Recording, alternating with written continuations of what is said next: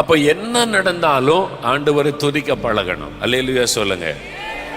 அப்ப பரீட்சையில வெற்றி பெற்றாலும் ஸ்தோத்திரம், தோல்வி அடைஞ்சாலும் அவங்க தான் உண்மையான விசுவாசி. தோல்வி அடைஞ்ச உடனே நான் தற்கொலை பண்ணி செத்துறேன், எனக்கு ஏன் மார்க் கொடுக்கல, நான் ஜெபம் பண்ணலையா, அப்ப ஆண்டவருக்கு மேல அன்பே இல்லைன்னு சொன்னா நீ விசுவாசியே இல்லை. சும்மா மார்க்குக்காக ஆண்டவரை தேடுற ஆளு. உனக்காக உயிரையே கொடுத்திருக்காரே, உனக்காக ரத்தமே சிந்தி இருக்கிறாரே, அவர் தவறு செய்வாரா?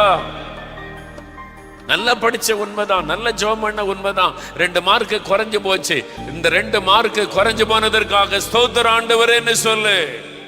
அதுக்குள்ள ஒரு நன்மையை கர்த்தர் வைத்திருப்பார். ஆமென். அவர் சகலத்தின் நன்மைக்கு ஏதுவாய் நடத்துகிற தேவன். அதனால எல்லாவற்றிற்கும் ஸ்தோத்திரம் சொல்லுங்க. ஸ்தோத்திரத்தோட ஜெபம் பண்ண பழகுங்க.